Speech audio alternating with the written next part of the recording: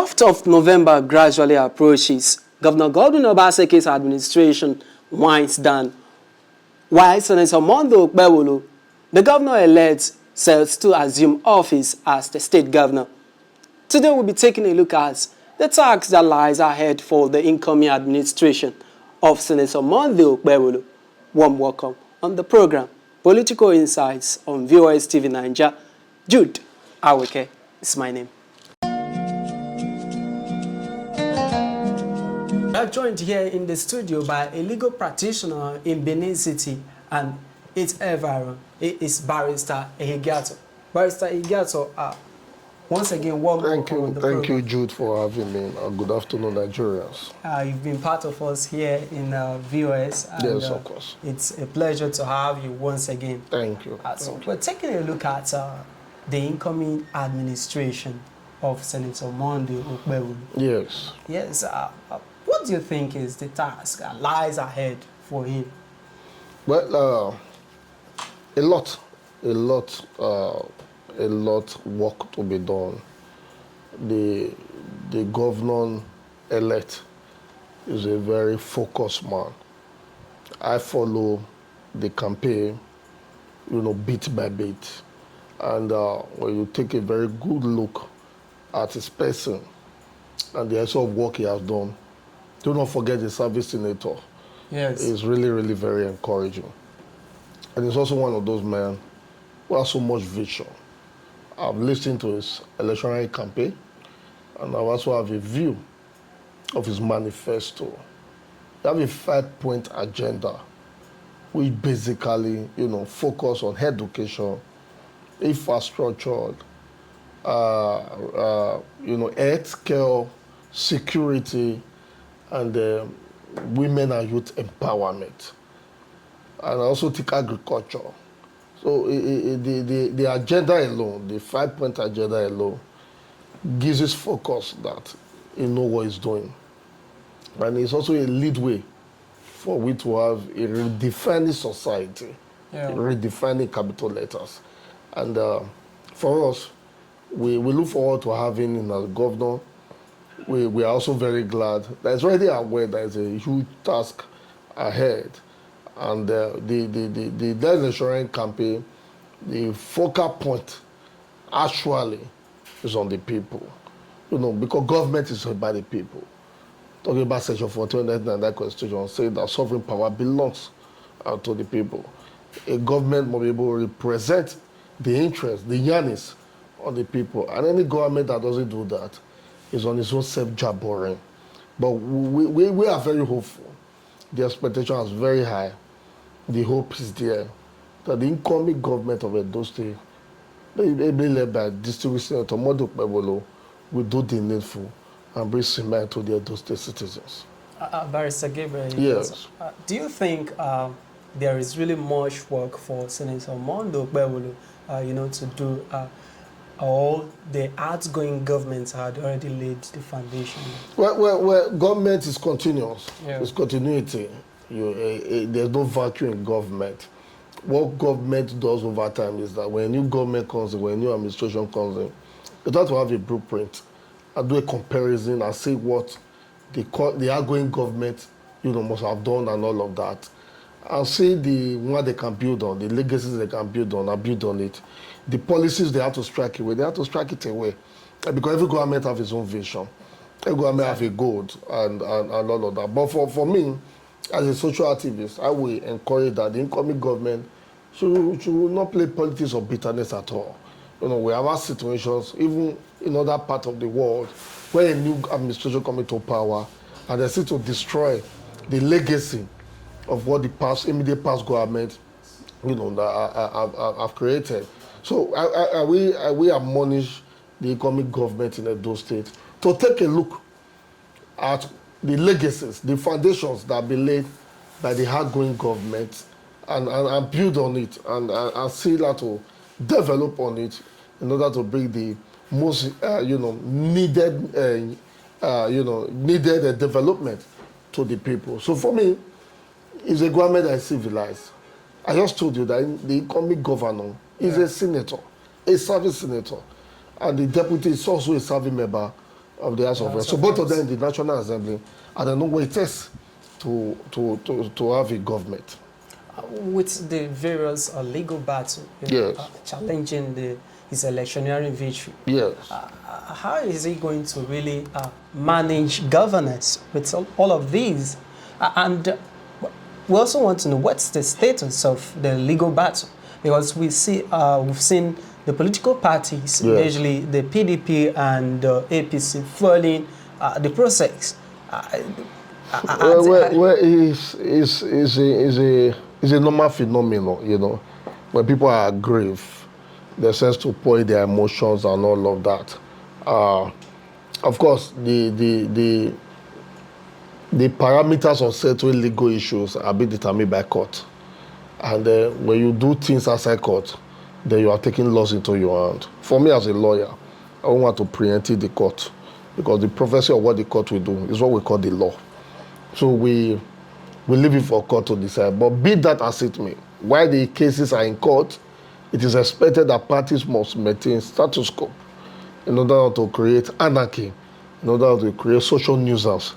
Because, of course, there have been failures here and there, allegations that both political parties, the two major political parties Yes. involved with the All Progressive Congress, the People Democratic Party, supporters, be at there, fighting here and there, protesting and all of that. And the allegations of inspection of electoral materials and all of that. And when you talk about the inspection of electoral materials, I come to think of it, can supporters, protesters, actually stop the PDP from checking and inspecting materials? The materials belongs to INEC, or rather the election materials that is to be inspected are at the disposal of INEC. So it is INEC that can actually determine who to inspect the materials or not to inspect materials. So the allegation, APC have mobilized people to block the INEC office so that people will not have access to go and check electoral materials and all of that. To me, I don't think it's something serious. I think that it's as good as Kento call it pot black. Because if you remember vividly, I've been issue from the beginning, after the elections result was announced. It was the same PDP that also mobilized people for protests, blocking the NEC office and all of that. So who do we believe here? But however, court are giving order that the both parties can actually inspect materials. And as such, because the protests here and there, the protests and the counter-protests, as the case may be, INEC have postponed the inspection of the materials. I think they resumed yesterday or they are to resume today. And it was manned too. Yes. It was manned. Yes. So be that as it may, the sanctity of inspecting electoral materials reside on INEC with the help of security agencies in order to, to avoid breakdown of law and order. So I think both parties should be allowed to inspect the materials, accordingly in a very peaceful manner. And now, still talking about the legal process. Yes. What stage are we right now? Well, the tribunal will be set up. The election petition tribunal will be set up. And once they are done with the inspection of materials and all of that, in order to take the evidence, hearing will start in court. And both parties will fly in their petitions and all of that. And full hearing will start in court. And of course, they have to hear it, the petition within a specific period of time. But that does not stop the inauguration of the incoming government. Because that's the way we said at the beginning, that government is all about continuity. There's no vacancy, there's no vacuum in government. But for the now, they are still inspecting materials, and we are very hopeful that sooner or later they will be done with that and proceed fully on the hearing of the petition. Now, for still taking a look at the manifesto, the promised manifesto for the people of Edo State. Yes. Do you think that the Senator Mondo Okpebholo-led administration really has the capacity, to take Edo State to the promised and viable heights? Well, That is futuristic. The government have not started. Okay. We have not have a 1 year anniversary. Oh, this government has spent 1 year in the office. This is what they have done. This is what they have not been able to do, and all of that. The government, the outgoing government led by Godwin Obaseki now, can be assessed, can be put on a test tube, can be put on a scale and weigh the effectiveness of the work he has done. But for Model Okpebholo, he has not even been sworn in. So you cannot actually determine, oh, if he is doing well or not doing well. But with the manifesto, with the electoral campaign, with the agenda, with the blueprint that he have and all of that, of course, he should be able to do something better. Because his focus on agriculture, education, infrastructure, which had to do with road infrastructure, structural infrastructure, and all of that, is focused on security. We all know the level of insecurity in our country, not just Edo State in particular, Nigeria in general, Yes. and all of that. It's focusing on agriculture, because the three things that actually make up the sustainability of a man is shelter, which has to do with building, housing, and all of that, clothing, and of course food. So if we're going on education, security, agriculture, and what have you, to me, is a good way to start. Now, taking a look at his focus on education, Yes. He promised to engage services of 5,000 teachers. Yes. Edo State governments, the outgoing governments, should we say we should give kudos to them? Yes, they've really made marks in education. Yes. So do you think this administration will surpass that? Well, when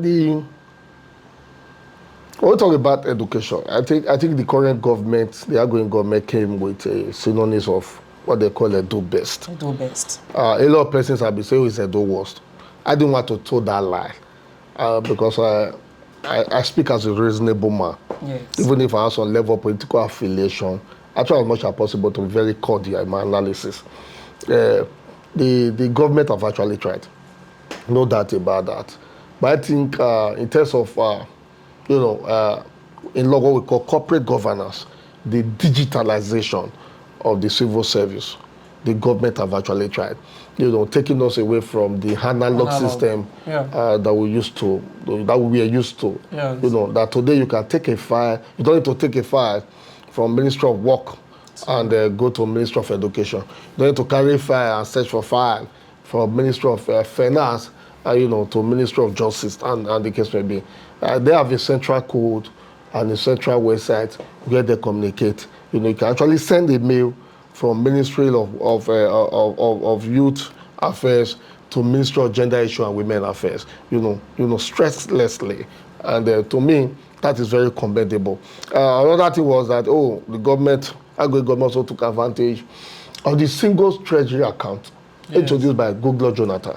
And that today, whatever money you are paying to the government goes directly to the government coffer, not to individual private pocket. That is very commendable, very, very commendable. So the incoming government need to continue on that. Sustenance. Yeah, we need to sustain such a system, such legacy, such development. We do not need to go back to the analog. But for education per se, where the infrastructures were not really there, you can remember that before this government, the former government led by Hada Sochomole, invested so much in infrastructure. Talking about the red roof, had to do with the school buildings, talking about the road, had to do with the walkway, and all of that. But this government actually do not sustain that. I don't know if because of the political bitterness. But if you look at it clearly, to a very large extent, some of the legacies, some of the projects, some of the blueprints that were done by Hada Sochomole were purely abandoned. For example, the Benin Water Storm project, the erosion control legacy and all that, we are abandoned by this government. When you look at some of the roads constructed by the government of Hada Sochomole, they were not rehabilitated. They were not being repaired. They were abandoned, like the Ugbowo Lagos Road today. Was being abandoned, the second circular today, second circular road, the Siloko Road, and all of that. Of course, the road that this government continued, that even at now they have not finished, is the Ekenwa Road, the Ekenwa Okpebholo Road, and all of that. So the government practically abandoned the project, the infrastructure of past government, and that was a big lose to this government, a big failure on the part of the government, because the school, the buildings were not there. Some of the buildings are even dilapidated. I mean, you cannot bring technology into a building that is dilapidated. And of course, there were also complaints from certain corners and all of that, that some of those gadgets that were given to those teachers, that the teacher with their pan and the laptop and the tab, what have you, Yes. there is no sustainability. They cannot sustain the subscription to those tabs in order to teach the children firmly technology means and all of that. That was also a failure on the part of the government, even if they branded it the Edo best. And I also think that, to a very large extent, those who were at the helm of the affairs of the educational sector, were also too political. We could see the issues of the Commissioner for Education, actively participating in politics, and ordinarily, you ought not to be, holding such sensitive positions. So for me, the issue of education, I think I would give them 40 out of 100. Because if you also look at it, there were also some educational policies that they also favor the educational sector in Edo State. The issue that I would do with the Ambrose Ali University, Ekpoma, whereby the governing council were not inaugurated, but we had the special intervention team who did a lot of disservice to the university. We had the issue of cover education, the Goriahi, a building that was brought down. Of course, it's commendable that they are building a very beautiful edifice now. But what happened to the staff? What happened to the workmanship? What happened to the staff that were there before and all that? A lot of them were sacked without no compensation. That wasn't good to the government at all. We can go on and go on and go on.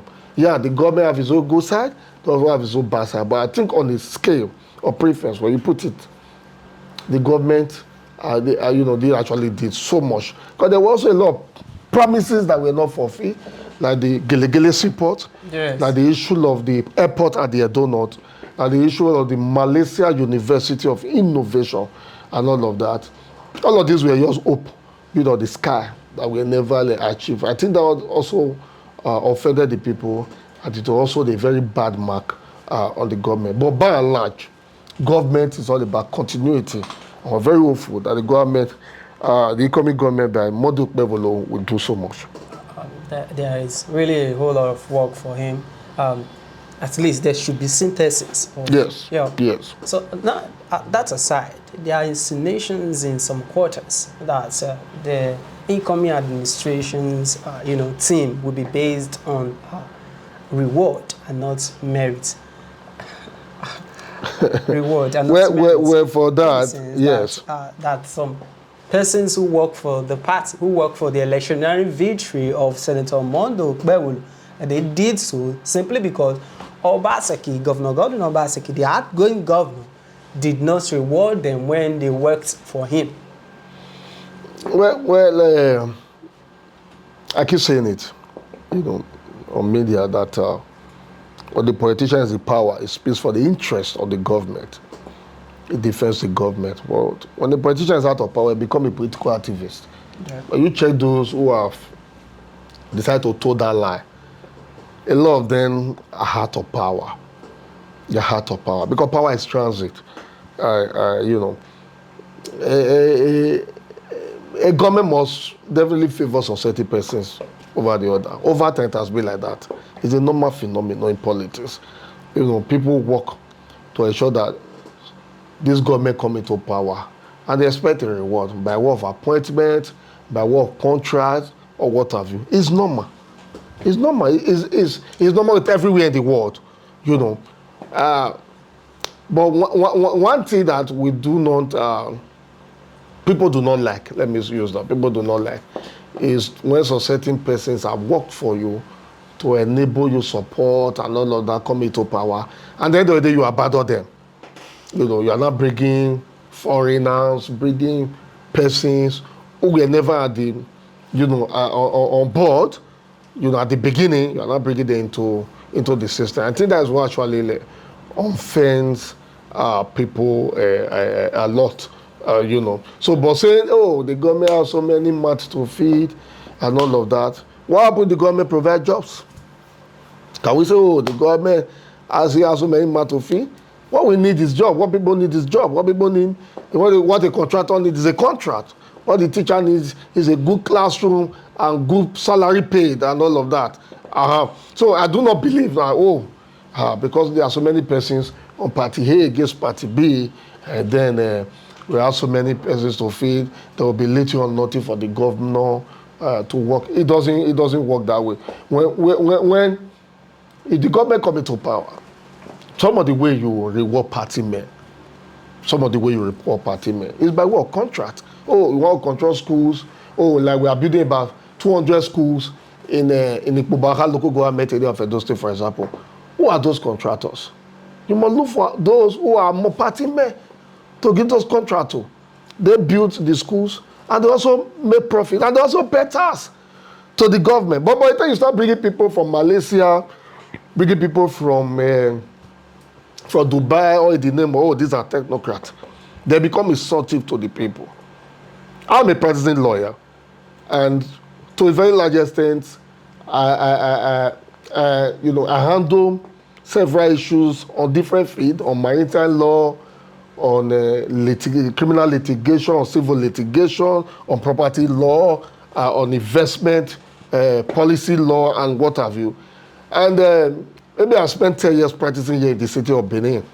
And you get my call mate at the Nigerian Law School, who we are call mate, who is also practicing law, the same law maybe in a city like Lagos that is commercialized, a city like Lagos that almost 50% of lawyers concentrate more on investment policy law, concentrate more on real estate, corporate practice law. And a few of them goes to litigation and all of that. Some of them will go to the arbitration.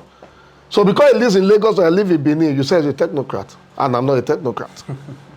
And it's probably I even do more practice of law than this same person. So to me, that is insulting to my sensitivity as a lawyer. That is insulting to my intellectual sagacity. So I won't be happy with you that even ordinary consultancy, you have a project, there's a building, want to do a lot of that. Consultancy, you bring people from Lagos. What happened to people in Edo State? What happened to people in Benin? Honorary decorator to decorate a hall for an event. You go to Lagos to bring them. So with it that we don't have a decorator in Benin. Meanwhile, when you tell a decorator in Benin, I pay that decorator will carry that money to give to a back man. If back man carry the money, give to a market woman. The money circulates here. We won't complain about economy. It develops the economy. By the time you bring a man from Lagos or a man from Calabar, it takes the money past to his base. So that is a major problem. You must learn, government must learn to appreciate and accommodate and patronize local content. If we do not do that, then we've missed it. Look at Charles Soludo, one governor that wears a career everywhere, produced in Anambra State. And that's where we are. He drives innocent motors, and all of that. He is appreciating local content. Take it or leave it, like it or not. So we must learn to do that. We must learn to follow soft steps. But by the time you start bringing, this is an expatriate and all of that, then you are going to have a very big problem.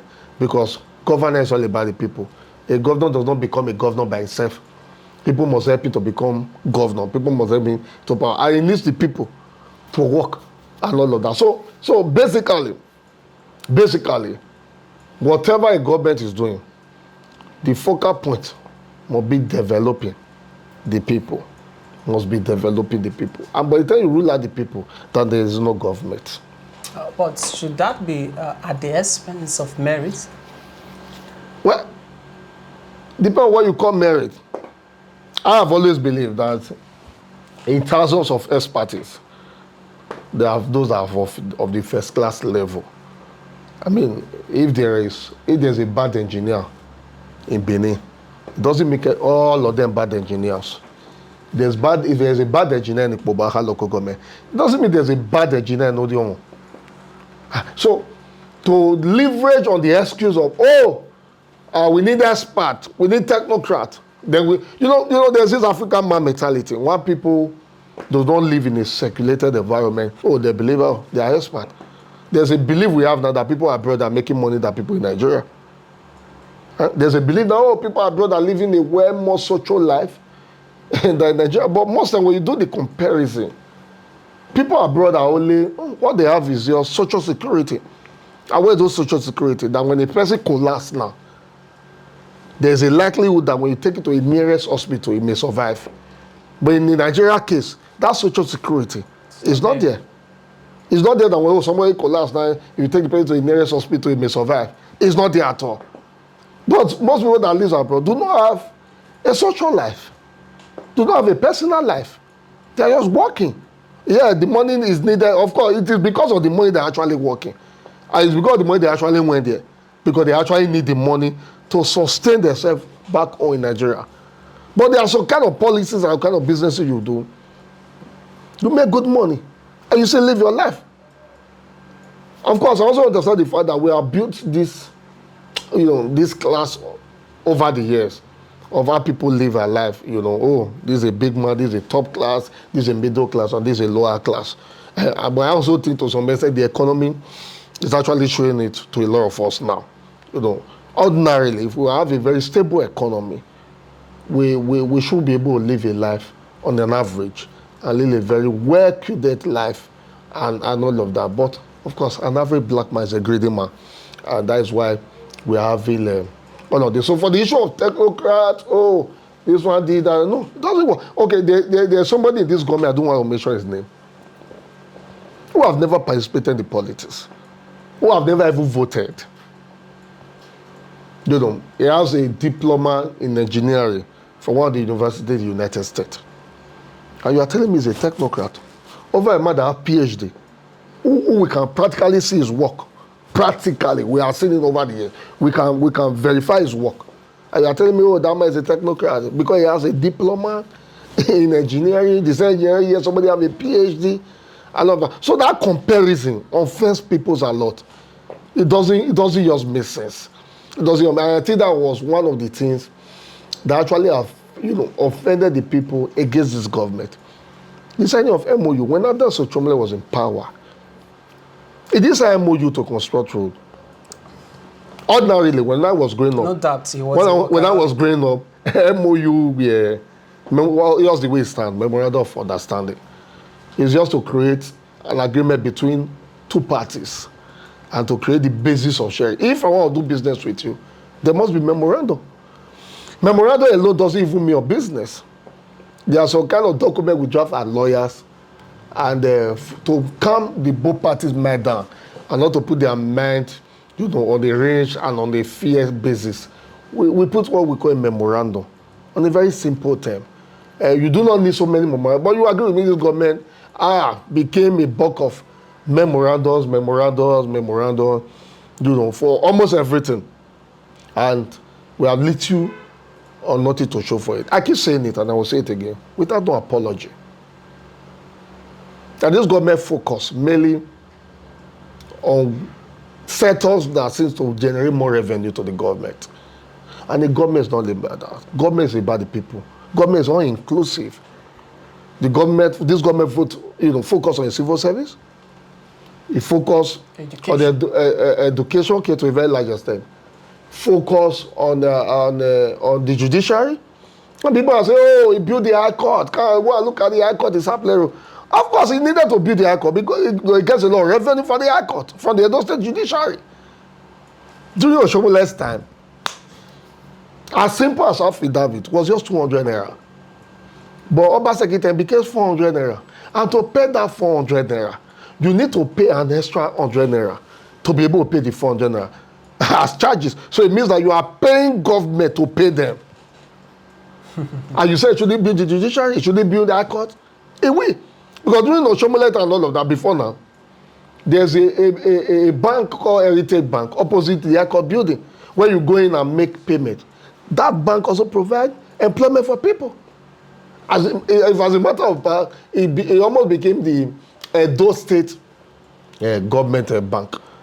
But the governor said, no, let's use the single treasury account. He brought out POS, he brought out kiosks, and employed people, paid them peanuts, gave them POS, to collect revenue for government and all of that. So whatever it is that you are paying to the government of the day, it goes directly to the government. Another angle of the people is this. There is no major road, no major infrastructure you can say outside the GRA houses that this government did.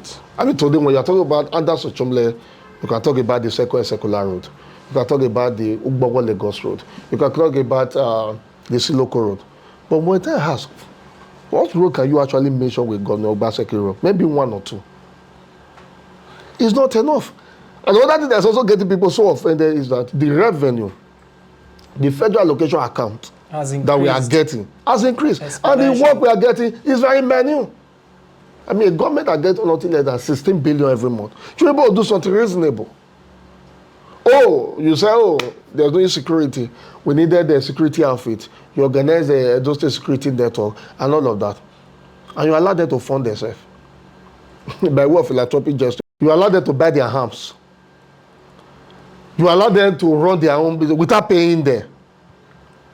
And they also for themselves. How do they also?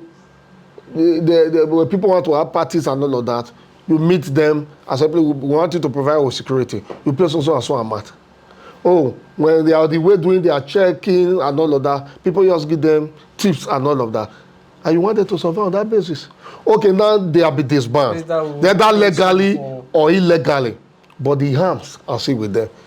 But one of the articles I wrote a few days ago about the security of this state is that I've had this coming government not to abandon the Edo State security network, to revamp it because it's a creation of Edo State law and all of that, and see how to pay them, put them into the pay system, even if you are not paying, more than whatever is the minimum wage, but to a very large extent, pay them, let them have that sense of belonging, so that the level of crime can reduce. But if on that, as they are big bound, we allow them to go on. Do not forget the festive period is coming. They were going to have a lot of armed robbers that you have the humans. You're not far from the truth, because it will create room for crimes, criminalities. Exactly. Not far from the truth. Exactly.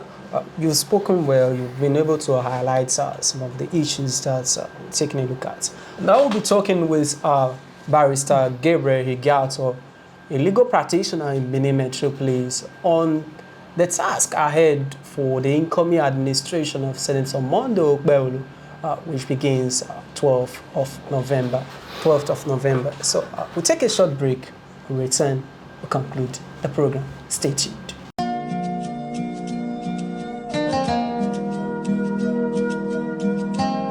All right, thanks for staying there on the program. Political Insights, taking a look at the incoming administration, the task ahead for them. A whole lot to talk about, and we've been here in the studio with Barrister Gabriel Higato. Higato is a legal practitioner in Benin City. Barrister Higato, we've been able to take a look at the task ahead for the incoming administration. And what's your advice? What's your advice to the incoming government?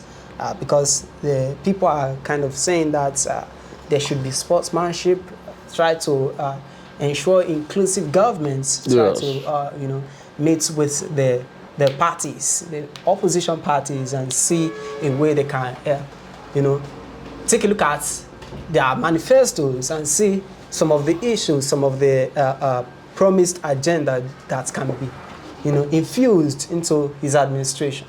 What government does most times is to focus on the already outlined manifesto.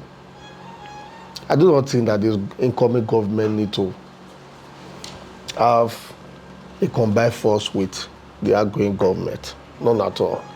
Although the transition committee have already been set up, that of the outgoing government and the incoming APC. One of the major functions of the transition committee is to liaise with the ongoing government and to see how to do better, ask questions on the area of clarity and what have you. So the government needs to focus on the 5-point agenda. There's one guy in the land, no doubt about that.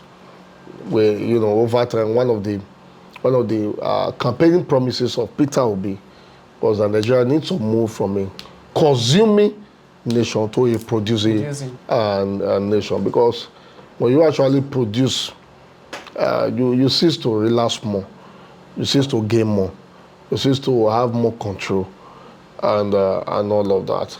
I've had so many personal experience. So the government needs to focus on its 5-point agenda and build on it. And of course, when people have a shelter over their head, have clothes to wear, have food to eat, they will be happy people. They'll be happy people, because a hungry man is an angry man, just as the Englishman says. So the government does not need much. Focus on your 5-point agenda and build on it, and see what is going to come out of it. You do not need skyscraper, you do not need rock science.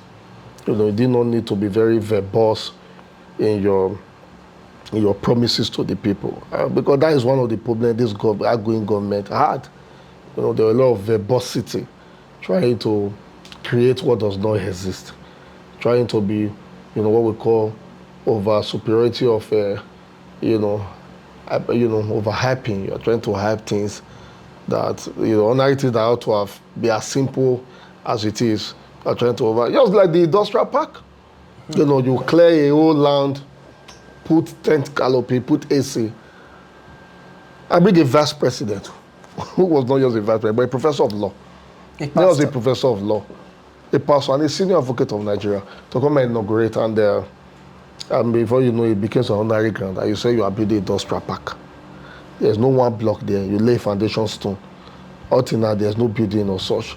That is verbosity of government policy. And such things should be avoided by the incoming government. Just as we said, once you focus on your 5-point agenda, agriculture, infrastructure, education, security, and employment, the sky will be your limit. The sky will be your limit, because there's actually a high level of unemployment. Of course, the outgoing government is talking about creation of 2,000 jobs. That was what they did in the first tenure campaign, that within 6 months, we are going to create a 6,000 job. You are going to empower people. And they built a place, renovated a place called Edo Production Center. And when you hear it in your ear, you think there is one place where they produce maybe things that are needed by the people, like food items, like whatever. But by the time the thing starts from Edo Production Center, I was wondering, such a place should be in the village. Maybe they are producing palm oil, they are producing cassava chips, and all of that. But when you get here, what are they doing?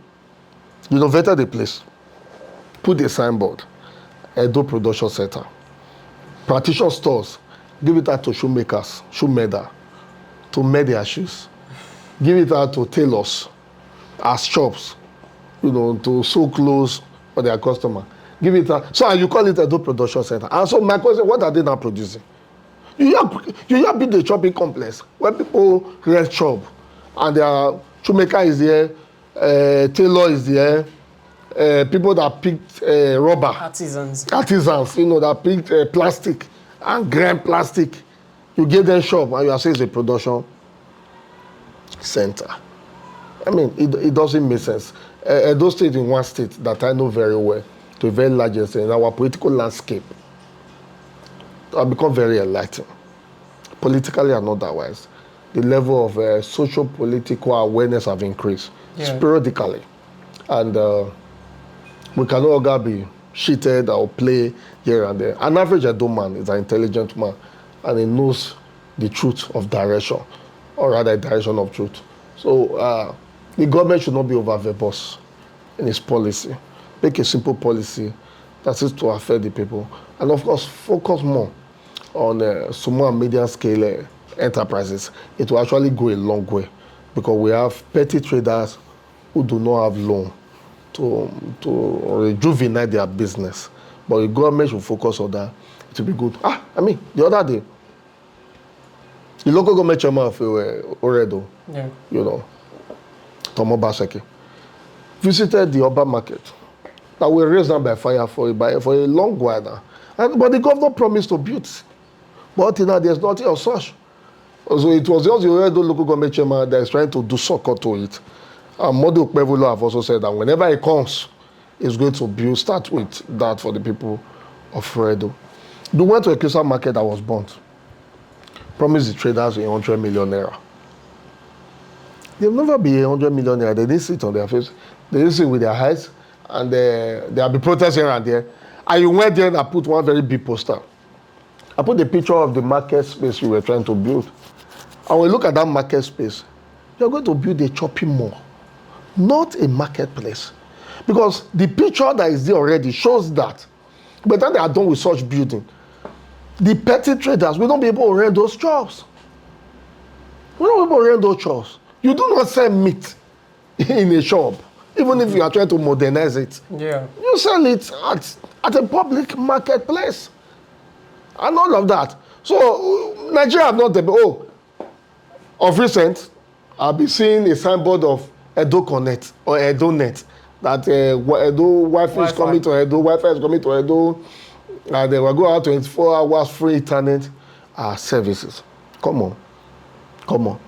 I mean, that's what you were even supposed to have done first before you started giving teachers tab to teach in the university, to teach in the schools. So the teacher should subscribe with his money. And so by the time you do a subscription, government subscription, a teacher will only use the tab for 30 minutes. And before you know, the subscription is finished, teacher becomes very dormant. And you say it's a do best. You know, so there are a lot to say about the government, but be that as it may, government is all about continuity. And Model Okpebholo should build on policies that were developmental to the people and strike the one that is not needed. You are building Radisson Hotel. And the people are telling you that what they need is road. You are saying, no, you don't need road, you need a hotel. Government is all about the people. Government must listen to the people. And if a government do not do what the people want, it look as if the government have not done anything. My grandmother will not lodge in Radisson Hotel. But she would prefer that there's a good road from Okpebholo to Benin to come and sell tomatoes and vegetable and pineapple. She won't lodge in Radisson Hotel. But you agree with me that a lot of people will use the Benin-Okpebholo road better. Durability, they will use it better than lodging Radisson Hotel. You see, you see all of those things. It's a mismanagement of government. It's a misplaced priority. A governor does not do that suits him. A government gives attention to the people and do what the people need. Even sociology has said it. That you must study your society and know what befits your society. So by the time you do not do what your people actually want, then there are going to be a problem. I mean, you created a place called Victor Wifo Hall. I say what you have there is 24 hours electricity. And you say it can always be for entertainment. I mean, what you built, you didn't build a studio. What you just built is just a hall, it's like a warehouse where you put chairs, you know, and created a stage where people come and do drama performances and all that. Maybe it will be well. And all of that. And there's nothing there. Meanwhile, we used to have a place called the Obakenswa, the Second Cultural Center. Moribund now. That have been pushed aside. There's no renovation. There's no attention. Government have just abandoned that place. Of course, we used to have a theater hall, even in Benin the National Museum in Balvorame Square. Of course, okay, that is the property of the federal government. But to some extent, as we abandon. So, we are telling you we need good road. You are telling us, no, you don't need road. We want to do a big signboard and put there and say, this road belongs to federal government. Meanwhile, the one that even belongs to state government, the Trombi road, you have not even done it. You have never attended to it. Every road that is more than a road that is outside GRA, you do not do. I'm from Edo State and of the Benin extraction. And every Benima is very accommodative. In fact, it has been said, even globally, that Edo people are very, very accommodative. Because the kind of leverage that people come from other tribe, from other state have here, you only get it elsewhere. Or you will agree with me on that. You know, a government will be more inclusive. The political tension in those states will never have it so bad. You know, that everybody had to gather on one side to fight the government. You know, it doesn't occur well at all. It doesn't really occur well at all. But be that as it may, you must put the people first. If you do not put the people first, the people will put you last. Barrister Igato, thank you very much for your I appreciate you. contributions. Thank you for having me. Just before we round off the program, so we are very optimistic that this incoming government will change the narrative. Exactly.